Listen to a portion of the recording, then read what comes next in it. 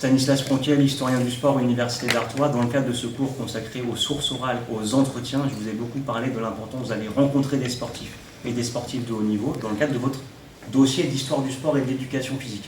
M'a été posé la question des entretiens en visio. Je dis oui, si vous n'avez pas le choix, mais sinon, allez rencontrer des sportifs. Pourquoi? Parce que pour moi, ce qui est très important, c'est que vous développiez tout seul votre réseau sportif. Votre réseau sportif, ça commence tout simplement par rencontrer des championnes et des champions, les interroger. Et ce qui est important, c'est de leur dire merci, c'est à la fin de l'entretien, c'est qu'ils aient une bonne image de vous.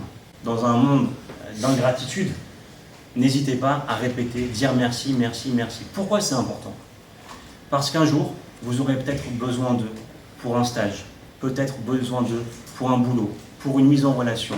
Et sans le savoir, en rencontrant ces anciennes gloires ou pas du sport de haut niveau français, eh bien ils pourront peut-être vous aider, mais peut-être aussi ça sera dans l'autre sens. Ils vous demanderont un conseil. Pour vous donner une idée, un ancien footballeur professionnel que j'ai rencontré en 2017, la dernière fois que je l'ai vu c'était en 2019. Il a joué au LOSC dans les années 70. Je l'ai appelé la semaine dernière. Je lui ai demandé qu'il me rappelle, répondeur, ok, il m'a rappelé, et je lui ai demandé de l'aide sur 2 projets, dont un sur l'histoire de l'UNFP, d'un de mes étudiants qui est en master, qui est dans la salle, d'accord? Pas de problème, je vais t'aider, il est déjà en train de nous aider.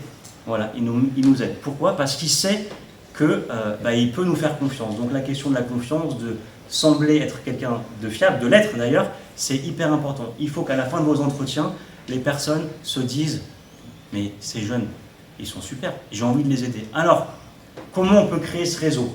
Dire merci et leur proposer déjà de garder contact avec les personnes sympas. Vous rencontrerez des gens sympas, des personnes antipathiques. Avec les personnes antipathiques, c'est pas la peine d'insister, d'accord, vous l'avez compris. Mais les gens sympas, on leur propose de garder contact et on leur propose peut-être de leur envoyer le dossier. On leur envoie le dossier si on a une bonne note. D'accord? Sur la chaîne YouTube Temps de Sport, vous pourrez regarder 2 vidéos qui vont s'afficher à l'écran. La première, c'est comment créer un réseau sportif. Comment je crée un réseau sportif, c'est ce que je suis en train de dire. La seconde qui s'affiche aussi à l'écran, c'est comment faire vivre un réseau sportif. C'est 2 choses différentes. Prendre des nouvelles, etc. Vous trouverez toutes les informations. Pourquoi je vous dis ça? Parce que sans le savoir, donnez-moi les noms, enfin, c'est même pas nécessaire. Vous êtes en concurrence en STAPS avec qui? Avec les autres étudiants de L1, du STAPS Liévin, du STAPS des autres STAPS de France, mais aussi avec les étudiants d'où qui font des écoles de commerce soi-disant spécialisées sur le sport. D'accord?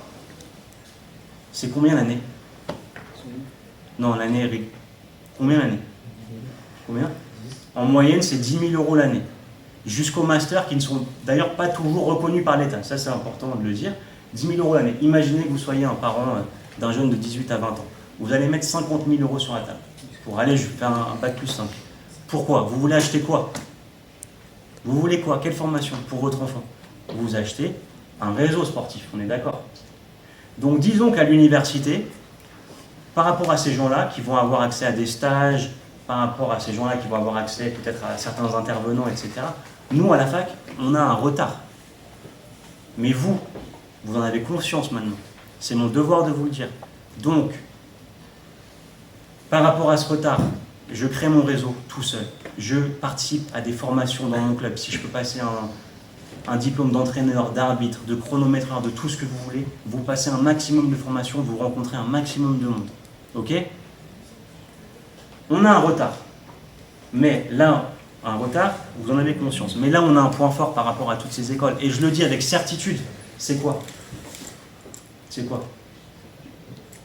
C'est le niveau scientifique. Pourquoi? La qualité universitaire qui vous est proposée n'a rien à voir avec ce que vous pouvez trouver ailleurs. Donc, s'il vous plaît, n'ayez aucun complexe si vous croisez des gens qui vous disent « Non, mais moi, je suis là, toi, tu comprends. » Ah, attendez. STAPS, licence STAPS Liévin, 4e de France. D'accord? Le niveau scientifique, c'est quoi? Ça veut dire quoi? Ça veut dire que tous vos profs sont diplômés. Ils ont le CAPES, ils ont l'agrégation, ils ont un doctorat, ils ont un post-doctorat. Parfois, ils ont mis du temps à être recrutés à l'université.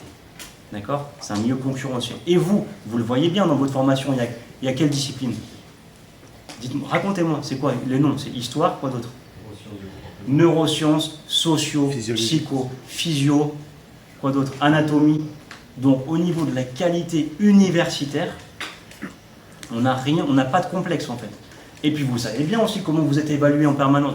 Le dossier, vous avez quoi d'autre? Des oraux, vous allez être mis en stage très vite, pédagogique, didactique, vous allez avoir quoi d'autre? Des écrits, des épreuves, des dissertes plus tard, etc. Donc s'il vous plaît, aucun complexe. L'importance du réseau, c'est vraiment à vous de le créer. Et je pense que ça commence maintenant. Et que les entretiens avec des anciens sportifs, c'est déjà une très bonne clé d'entrée. Voilà, à bientôt. Merci, à bientôt sur YouTube Temps de Sport. Partagez, commentez, abonnez-vous, car enseigner, c'est répéter.